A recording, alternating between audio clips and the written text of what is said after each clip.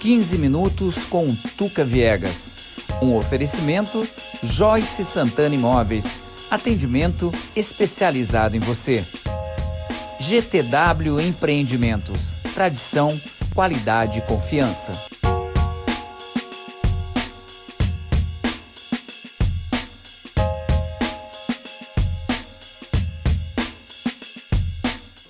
Olá! Os 15 minutos com Tuca Viegas de hoje conversa com Rafaela Costa. Rafa está lançando agora no dia 13 de outubro o livro Páginas da Vida, uma abordagem sobre a dissertação dela de final de mestrado, né, Rafa? Isso. E ela vai contar um pouco da história pra gente, né? E claro, você vai estar com a gente dia 13 aqui no Hotel Vila Oeste, que é esse lugar fantástico onde a gente está gravando o 15 minutos com Tuca Viegas de hoje. Rafa, muito bom ver você, né? Você é do coração, faz tempo. E como é que foi? Como é que foi a ideia de transformar, né, em livro? Quando eu comecei a fazer pesquisa, né, a respeito da temática, eu sempre me interessei muito pela temática e ao adentrar na universidade, perceber que eu poderia dar cientificidade ao tema, né, que foi desde 2018 que eu comecei a elaboração da pesquisa mesmo, que vem desde a graduação, né, escrevi um TCC a respeito e logo em seguida entrei no mestrado e comecei a escrever a dissertação, surgiu muito essa necessidade. Eu percebi essa necessidade de alcançar um maior número de pessoas. E a escrita acadêmica, as pessoas têm muito essa ideia de que é algo mais fechado, algo mais reservado, por mais que os nossos documentos, tanto TCC quanto dissertação estejam lá, abertos ao público, mas eu percebi que havia essa necessidade, por ser um tema muito urgente e necessário, de transformá-lo em livro, para que a gente pudesse fazer com que ele chegasse, né, a esse número maior de pessoas e tivesse essa abrangência maior. Rafa, a gente vai falar um pouco mais sobre o assunto do livro, mas eu queria te fazer uma pergunta assim. Como é o processo? Que eu vejo muita gente, né, nessa coisa de escrever um livro, né, de tornar uma publicação. É um processo simples? Não é simples, principalmente para esses que têm teor acadêmico, né? Eu tenho a experiência de organizadora de livro de 2 anteriores, né, que eu fiz mais voltado para o lado social, mas é completamente diferente quando se trata de um livro acadêmico, né? Porque a minha ideia é de fazer com que futuramente, né, ele tenha, aliás, futuramente não, a partir de agora, dessa criação, ele já tem esse valor acadêmico, que é o valor acadêmico, é poder contar no Lattes, né, então dá no currículo Lattes, para que ele tenha essa pontuação que o Lattes exige, ele precisa de um conselho editorial. Então, assim, era uma dissertação do mestrado, estava tudo pronto, então, tá fácil para a Rafa. Não estava. Eu achei também que estivesse tudo pronto, mas quando a gente vai para o processo de criação por trás de um livro como esse tem muita gente, né? A começar desde a época da dissertação e de agora do processo todo que a gente foi construindo. Aí eu busquei algumas orientações inclusive do meu orientador do mestrado e eles foram me dando as dicas, né, de como fazer esse processo todo. E esse conselho editorial é praticamente uma outra banca que a gente passa, né? Então, a Edições UERN é quem está junto comigo, que são 21 professores, doutores no caso, que passa lá pela apreciação deles para saber se está ok ou não. Mas o seu trabalho já tinha sido aprovado, já era uma dissertação aprovada, modéstia à parte, com louvor, então era mais fácil. Bom, teve que passar pela aprovação. Então, se eles não tivessem aprovado, eu poderia publicar de qualquer forma, até porque a gente vê a quantidade de pessoas que publicam livro, né, tal. Mas para ter com esse teor acadêmico, com essa pontuação de Lattes, é necessário que haja esse conselho editorial. Então, assim, é mais um processo que a gente tem que passar lá, que esses professores façam essa leitura do seu trabalho e deem o ok. Então, aí a gente já começa a ter um outro olhar, né, a gente passa a ser ainda mais crítico, porque quando a gente vai olhar os livros, a gente percebe que, não é... Tá, fulano tem livros publicados, tem 10 livros, mas vamos olhar que tipo de livro como são esses livros. Não, claro, não estou, né, diminuindo nenhum outro, mas se você tem uma intenção de academia, de fazer com que ele tenha, lógico, a minha ideia é alcançar um número grande de pessoas, porque o assunto é muito necessário, mas eu também tenho as minhas intenções particulares, que é fazer com que o meu Lattes, né, esteja enriquecido também com esta obra e que conte como livro. Para ele contar como livro lá, ele precisa necessariamente ter esse conselho editorial. Tá, você falou agora da importância, né, da temática, né, da importância do tema abordado. E você começou a estudar isso há muito tempo, né? Desde 2012, né? Isso, Então, tem tipo assim, 10 anos. anos que você está estudando. Como é que foi essa startada? Aconteceu alguma coisa, algum fato que disse, epa, para aí, eu tenho que me ligar, eu tenho que fazer alguma coisa para ver se eu abro a cabeça de mais gente com relação a esse ponto. Isso, são 10 anos estudando, assim, como eu falei, dando cientificidade ao tema, né?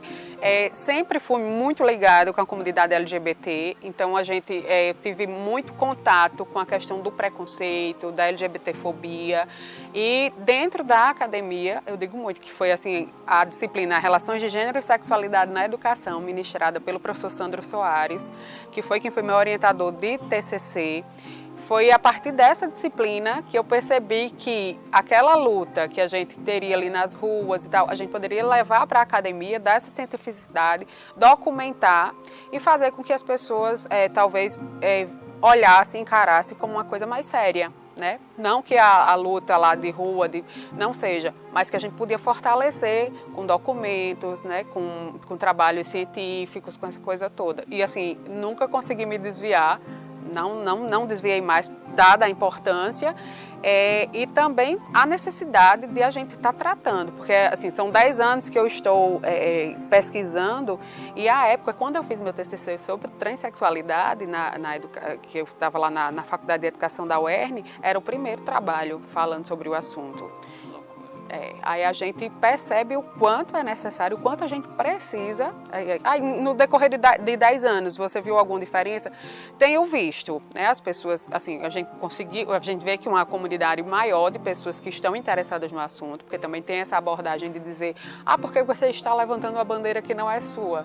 Como se a gente precisasse pedir autorização à sociedade de uma forma geral e tal, para a gente defender uma coisa que a gente acredita e que a gente sabe que precisa, né? Como se eu faço muito a pergunta de os médicos que estão lá em busca da cura do câncer e da AIDS, necessariamente eles estão com essa doença ou é porque é algo que interessa a eles e a sociedade como um todo? Então, da mesma forma, é a luta contra a LGBTfobia e esclarecer também a sociedade a respeito. E eu acho que esse livro em si, ele vai trazer, ele pode trazer, pode esclarecer temáticas que estão dentro da sua casa, que estão dentro do seu trabalho, né? Porque muitas pessoas ainda não sabem como encarar quando um filho chega e se apresenta como LGBT, quando uma filha, como um colega de trabalho, principalmente as questões de transexualidade também. Então a gente traz 3 depoimentos muito interessantes de um menino, de um garoto trans, uma menina bissexual e um menino homossexual, que eles dão os depoimentos da vida deles e os pontos de vista a respeito de sociedade, de religião, de trabalho, da forma como são acolhidos em casa, na sociedade e na escola.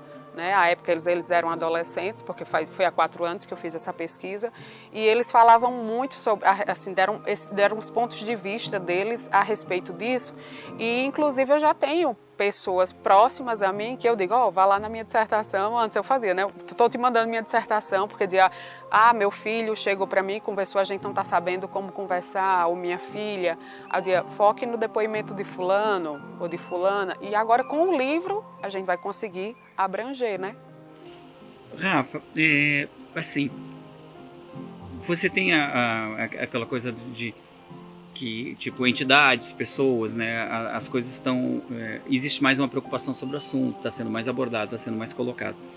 Mas como é que você vê a sociedade com relação a isso? Como é que tá? Você acha que a sociedade está evoluindo nesse sentido? Porque, assim, eu acho que é uma evolução, né? De você respeitar o gênero de cada um. Eu acho que cada um escolhe o que se sente bem, o que é feliz, e poder externar isso, né? Não ficar trancado, né? Porque isso só causa depressão, né? Suicídio, né? Só traz coisa ruim. Então, assim, você acha que a sociedade está mais consciente de que cada um tem que ter o seu espaço e a gente tem que respeitar o espaço do outro?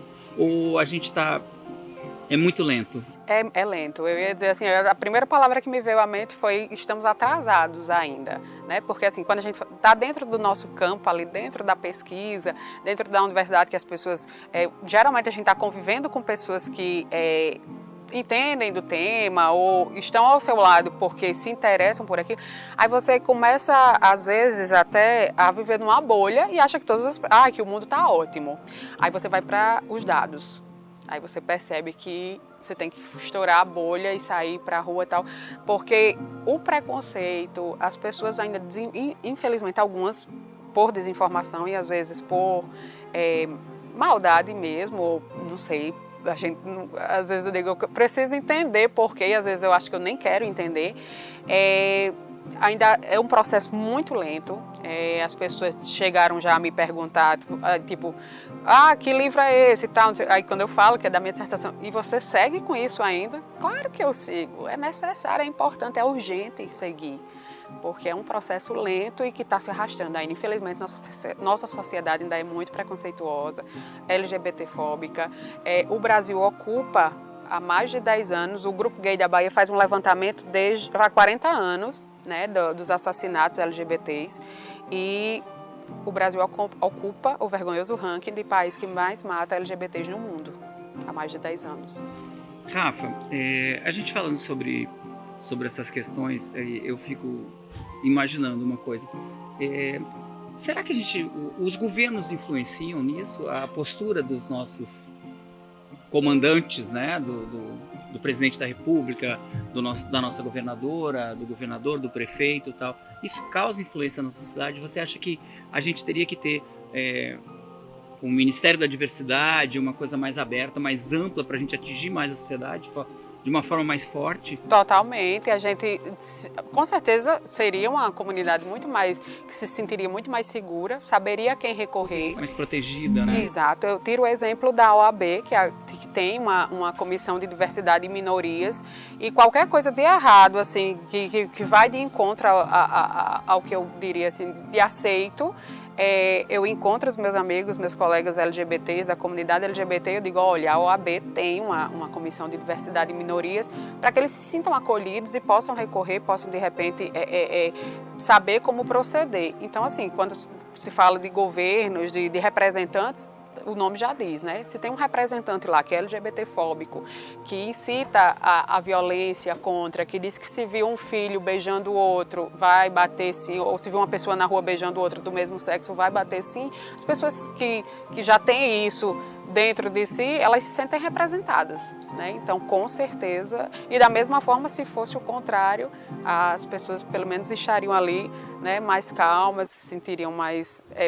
perceberiam que não eram representadas pelo seu representante maior, né, em relação à política. Que deveria, assim, em princípio, dar exemplo, colocar pessoas, né, que dessem exemplo disso, ministérios envolvidos, né, mas conscientes com a realidade, né, tipo assim, eu respeito o teu espaço. E simples, né, porque o que eu acho engraçado é um termo que a gente usa quando não tem definição, né, era melhor dizer, eu acho trágico as pessoas quererem se envolver no amor das outras pessoas, o jeito que você ama, né? Que direito você tem? Né? Em vez de estar, pô, que massa, olha que coisa linda, olha que feliz. E a questão das caixinhas também, né? De querer saber, fulano é o quê? Porque tem muita questão do gênero fluido hoje, das pessoas se vestirem da maneira que se sentem à vontade. Aí, então, aquela pessoa ali, aquela sua amiga, ela é o quê? É o quê? Como assim? É ser humano, como qualquer outro. Rafa, o que eu acho interessante, assim, eu vejo muito, até comento na minha família, que as pessoas, assim, eu sou... O cara não fica dizendo, eu sou heterossexual e tal, não sei o que, parece que é uma coisa normatizada, né? Mas as pessoas ficam dizendo, sim, aquele cara é homossexual, ele é trans, ele é bi, ele é o quê? O que eu tenho a ver com isso, a heterossexualidade, né? É inquestionável, né? A gente coloca, inclusive tem alguns autores que eu coloco, trouxe para o livro, que eles falam muito isso, da heterossexualidade inquestionável. Enquanto que mulheres, por exemplo, que se declaram lésbicas, e as pessoas, muita gente chega e pergunta, mas você tem certeza disso? Mas você já namorou um homem? Como você... Então, a homossexualidade é sempre questionada, como os homens também, né, que se tá lá com outros homens, mas você já pegou uma mulher? Como é que você sabe que você gosta de homem se você nunca experimentou? Sim, mas a heterossexualidade nunca ninguém questiona. Eu tô lá com meu esposo, com meu namorado, nunca ninguém me perguntou, mas você já pegou uma mulher para saber se você gosta mesmo de homem? Só questionam a homossexualidade. Por isso que eu digo que a gente ainda está se arrastando, porque as pessoas ainda têm muito, e principalmente em cidades do interior, né, que as pessoas ainda têm aquela ideia de conhecer todo mundo, de saber da vida de todo mundo. Então, qualquer mudança, qualquer alteração lá, seja na veste, seja no cabelo, as pessoas já perguntam se, né, o que foi que mudou, o que é que está lá, porque estão acostumados com aquele padrão, né? Aquela tradicional família hipócrita brasileira, né? Tipo assim, que finge que é o melhor do mundo, mas ali tá...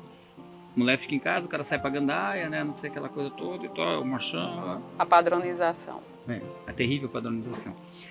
Rafa, lançamento agora, né? Quinta-feira. Isso, dia 13 de outubro. Fala aí, vamos lá, convida a galera. Convido todo mundo, é uma noite muito especial para mim, é a realização de um sonho, né, ter esse livro publicado. Então o lançamento é aqui no Vila Oeste, nesse lugar maravilhoso onde nós estamos, dia 13 de outubro, uma quinta-feira, às 19 horas, é aberto, não tem convite, tem um convite que está circulando pelas redes sociais, mas não é obrigatório você apresentar convite ou ingresso ou qualquer coisa desse tipo.